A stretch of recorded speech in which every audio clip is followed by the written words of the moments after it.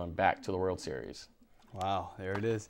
Who do we have as the MVP for the AL? MVP for the AL, that's one person. That's tough because, I mean, obviously Joe Mauer did such a great job, and then you can always expect the same from A-Rod and some of those big guys, but I'm going to go with like a dark horse. Uh-oh. I'm going to say Mark Teixeira.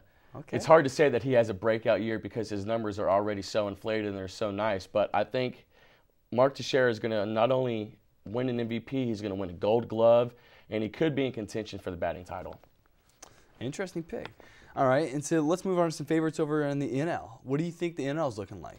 Well, I think the National League is going to see a lot of the same faces again as the American League did. And you're going to see the Philadelphia Phillies back in there. You might see the St. Louis Cardinals if their pitching stays consistent. You can't just ride Adam Wainwright and Chris Carpenter. You're going to have to see if some of those other guys like Kyle Loesch, he's gone now. You're going to see if some guys can step up and pick it up. Now they got a good closer in Ryan Franklin, but if you can get to that point, then it'll be good.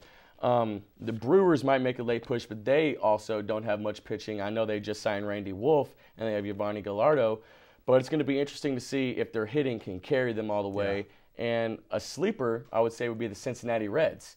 You know, Brandon Phillips at second base, Joey Votto at first, Jay Bruce and Drew Stubbs in the outfield. But once again, you run into the same issue, no pitching. So I think we're going to see a World Series rematch from last year. I think it's going to be the Yankees and the Phillies. Yeah, that's a interesting division over there. The Brewers and the Central. It's gonna be a good, when it unfolds. It's gonna be a good thing to watch. Now, what MVP do we have for the NL? That's tough. The National League is going to be real interesting because I wanted to say that Lance Berkman was going to have a great year, but he's going to be starting the year on the DL. Yep. And I wanted to say that Ryan Howard's going to have a great year, but I honestly see him falling off. But my sleeper dark horse NL MVP, Ryan Braun. You heard it here. Ryan Braun. And you did hear it here. Now, let me ask you, let's go to the reverse side. Who do you see as bust this year in MLB? Let's just go back to what we talked about earlier, Johnny Damon. I think he's getting over the hill. I don't think he has the ability to run and hit as well as he used to. So I think he's going to be a big bust. I think Jason Bay is going to be a big bust. But in the American League, Cliff Lee. I don't see him pitching well in Seattle. I don't know what it is. I think last year for me was kind of a fluke. Don't shoot the messenger. But I really don't see him doing real well over there in Seattle. Another interesting question on bust. I think a lot of people wonder about is a big thing is closers. Yeah. Who do you see as closers that are just really, because I mean, if you remember last year, the Mets had trouble with that. You know, the Cubs had trouble. Many teams had trouble with closers and really caused a lot of dysfunction towards the end and into the playoffs. Do you see any closers that are going to cause problems? Well, to me, there's two things that are going to win you games: two-strike hitting and closing out the game. And if you can't close out a game, then you can't win it, obviously.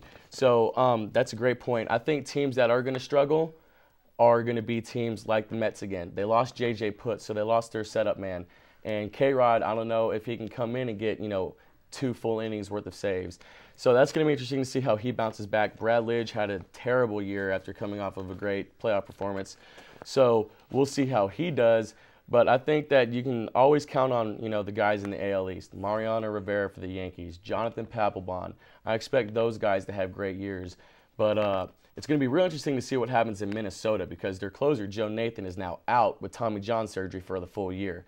And their manager said that they're now going to go by closer by committee. So it's going to be real interesting to see how the Twins are going to be able to win games, see if they can pick one guy or if they are going to rotate guys. So. Well, I got one more question for you, Grant. This is going to get you a little bit off your guard here. Who do you think has really set up for some really good starting pitching for this year? Who's really put themselves in a real tight, race here? I think the Yankees obviously have a great pitching staff. You have CC, you have A.J. Burnett, and you got Andy Pettitte back, and they did very well. Obviously, they were able to win a World Series championship. So I think the Yankees, it's so hard to stay away from the Yankees and Red Sox because those really are the two best teams. Yeah. John Beckett, John Lester, John Lackey, Josh Beckett, excuse me. But they really have great pitching. Now, it's going to be tough. The Dodgers, if they can pull it together, if they can get their young gun Clayton Kershaw and Chad Billingsley back on track, look for them to have a great starting rotation. And if the Cardinals can somehow muster up somebody to get behind Adam Wainwright and Chris Carpenter, they can have a pretty good pitching rotation as well. Well, it sounds good. Sounds like Grant knows the stuff with baseball. So when we come back, we're going to do our round table segment. Until then,